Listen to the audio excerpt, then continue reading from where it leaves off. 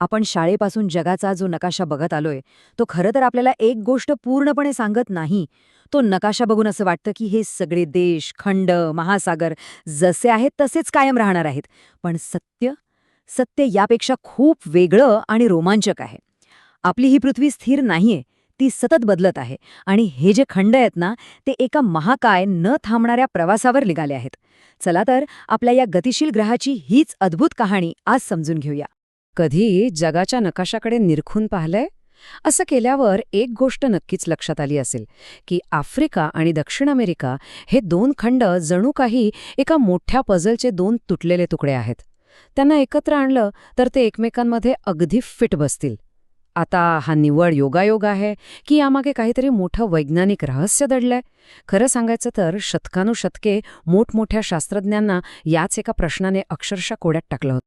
आणि मग 20व्या शतकाच्या सुरुवातीला म्हणजे 1912 साली अल्फ्रेड वेगनर नावाचा एक जर्मन हवामानशास्त्रज्ञ पुढे आला. त्याने एक इतका धाडसी, इतका क्रांतिकारी सिद्धांत मांडला की तेव्हाच्या वैज्ञानिक जगामध्ये खळबळ माजली. हा सिद्धांत होता खंडीय वहन किंवा ज्याला आपण कॉन्टिनेंटल ड्रिफ्ट म्हणतो. वेगनरचं म्हणणं अगदी सोपं होतं.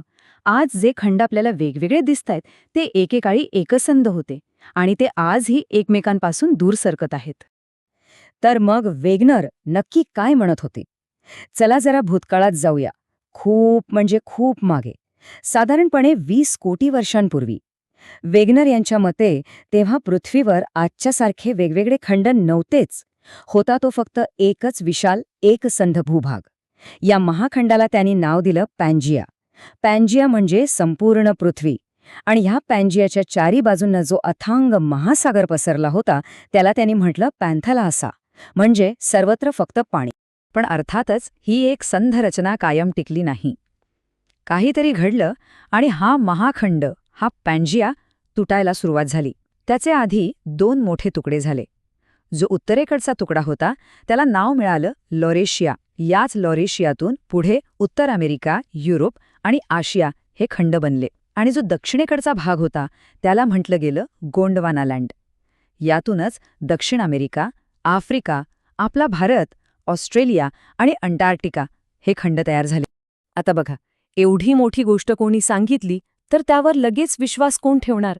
त्याला भक्कम पुरावे तर द्यावेच लागतील, नाही का? आणि वेगनर यांनी नेमकं तेच केलं. ही काही केवळ हवेतली कल्पना नव्हती. त्यांनी जगभरातून अक्षरशः कानाकोपऱ्यातून पुरावे गोळा केले होते. चला तर मग पाहूया कोणते होते ते पुरावे. वॅगनर यांनी आपले पुरावे मुख्यत्वे 4 गटांमध्ये मांडले. पहिला तर तोच जो आपण आधी बोललो, किनाऱ्यांमधलं आश्चर्यकारक साम्य म्हणजे जिग्सॉफिट. दुसरा पुरावा होता खडकांचा.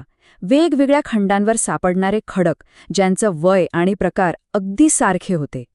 तिसरा पुरावा होता टिलाइटचा, म्हणजे हिमनदीमुळे तयार होणारे विशिष्ट प्रकारचे खडक. आणि चौथा, सगळ्यात इंटरेस्टिंग पुरावा होता जीवाश्मांचा, म्हणजेच फॉसिल्सचा. हे बघा, हे किती जबरदस्त आहे.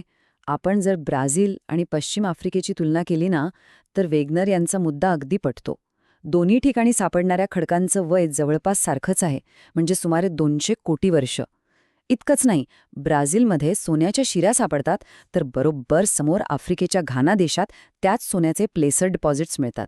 जणू काही एकाच खजिन्याचे 2 तुकडे झालेत. आणि सगळ्यात मोठा पुरावा म्हणजे मेसोसॉरस नावाचा एक छोटासा प्राणी. याचे जीवाश्म फक्त आणि फक्त दक्षिण अमेरिका आणि दक्षिण आफ्रिकेतच सापडतात. आता हा बिचारा छोटा प्राणी हजारो किलोमीटरचा महासागर कसा काय ओलांडणार? याचा अर्थ एकच होतो, हे दोन्ही भूभाग एकेकाळी एकमेकांना जोडलेले होते. आता एवढे सगळे पुरावे समोर असताना असं वाटेल की सगळ्यांनी वेगनर यांचा सिद्धांत लगेच मान्य केला असेल. पण नाही, असं झालं नाही. उलट त्या काळातल्या बहुतेक शास्त्रज्ञांनी त्यांची खिल्ली उडवली, त्यांच्या सिद्धांताला साफ नाकारलं. याचं कारण होतं एकच, एक मोठा प्रश्न ज्याचं समाधानकारक उत्तर स्वतः वेगनर यांच्याकडेही नव्हतं. आणि तो प्रश्न होता की ठीक आहे, आम्ही मानलं की खंड सरकले, पण ते सरकले कसे? कोणती शक्ती होती ती? एवढी प्रचंड अवाढव्य खंड अख्ख्या महासागरातून सरकवण्यासाठी लागणारी ती महाकाय शक्ती आली तरी कुठून? ह्याच एका प्रश्नावर वेगनर यांची सगळी थिअरी अडखळली.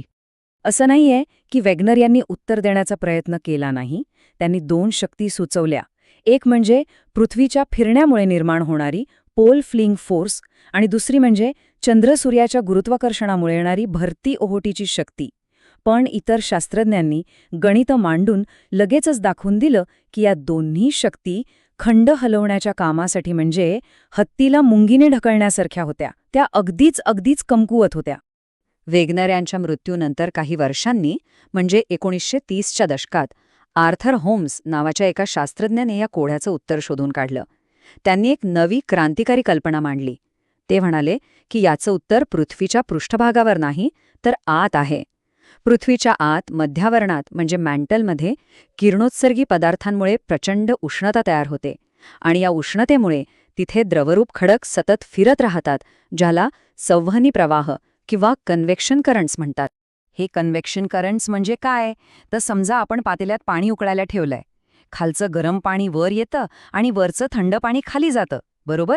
अगदी तसंच पृथ्वीच्या आतमध्ये घडतं. मध्यावरणातला तप्त खडक वर येतो, पृष्ठभागाजवळ थोडा थंड होतो आणि जड होऊन परत खाली जातो.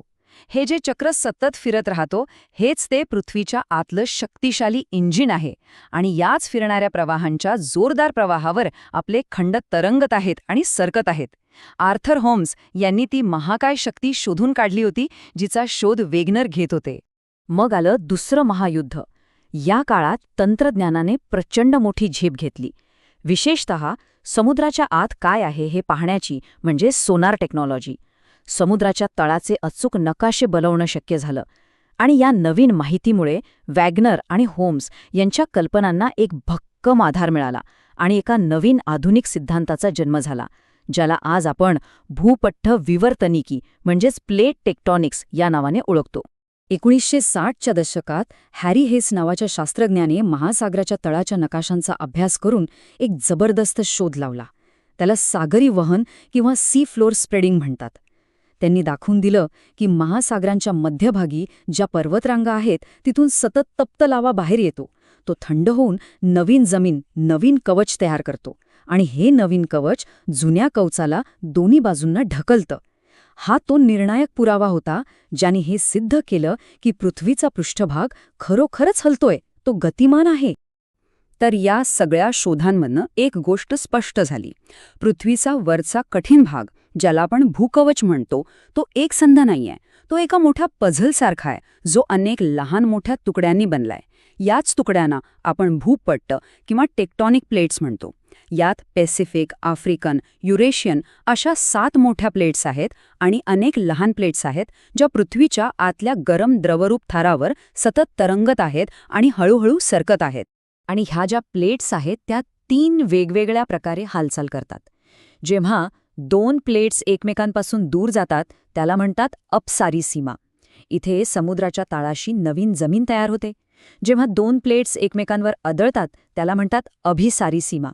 इथे एक प्लेट दुसऱ्या प्लेटच्या खाली जाते, ज्यामुळे पर्वत निर्माण होतात किंवा ज्वालामुखीचा उद्रेक होतो. आपला हिमालय पर्वत याच प्रक्रियेतून तयार झालाय. आणि तिसरा प्रकार म्हणजे जेव्हा प्लेट्स एकमेकांना घासून पुढे मागे सरकतात. याला रूपांतर सीमा म्हणतात आणि यामुळेच मोठे विनाशकारी भूकंप होतात. या सगळ्या सिद्धांताचं एक सर्वात उत्तम आणि आपल्या अगदी जवळचं उदाहरण कोणतं असेल तर तो आहे आपल्या भारतीय भूपट्टाचा अविश्वसनीय प्रवास.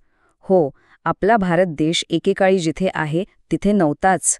त्याने कोट्यावधी वर्षांमध्ये हजारो किलोमीटरचा प्रवास केला आहे आणि याच प्रवासाचा परिणाम म्हणजे उत्तरेला उभा असलेला आपला भव्य हिमालय पर्वत. चला, ही गोष्ट सुरुवातीपासून पाहूया. सुमारे 20 कोटी वर्षांपूर्वी भारत हा दक्षिण ध्रुवाजवळ असलेल्या गोंडवाना लँड नावाच्या मोठ्या भूभागाचा एक भाग होता. मग साधारण 14 कोटी वर्षांपूर्वी तो तिथून तुटला आणि त्याचा उत्तरेकडे प्रवास सुरू झाला. हा प्रवास सोपा नव्हता. त्याने टेथिस नावाचा एक संपूर्ण प्राचीन समुद्र ओलांडला आणि अखेरीस सुमारे 5 कोटी वर्षांपूर्वी तो वेगाने जाऊन उत्तरेकडील युरेशियन भूपट्टाला धडकला. आणि गंमत म्हणजे हा प्रवास आजही थांबलेला नाही. आता कल्पना करा, 2 महाकाय भूभाग एकमेकांवर आदळल्यावर काय झालं असेल. त्या प्रचंड धडकेमुळे त्या 2 प्लेट्सच्या मध्ये जो टेथिस समुद्र होता त्याच्या तळाशी जमा झालेला गाळ, चिखळ, खडक हे सगळं एखाद्या कागदासारखं चुरगळलं गेलं. ते वर उचलून गेलं आणि त्यातूनच जगातील सर्वात उंच, सर्वात तरुण पर्वतरांग तयार झाली, आपला हिमालय. पण थांबा, ही गोष्ट इथे संपत नाहीये. ही प्रक्रिया आजही सुरू आहे. भारतीय भूपट आजही दरवर्षी साधारण 5 सेंटीमीटरच्या वेगाने युरेशियन भूपट्टाला ढकलतोय आणि यामुळेच आपल्या हिमालयाची उंची आजही हळूहळू वाढत आहे. म्हणजे बघा, पॅन्जिया तुटण्यापासून सुरू झालेला हा प्रवास, खंड वेगळी झाली, नवीन महासागर तयार झाले, हिमालय बनला, हे सगळं अजूनही सुरूच आहे. मग जरा विचार करा, आजपासून काही कोटी वर्षानंतर आपल्या या पृथ्वीचा नकाशा कसा दिसत असेल.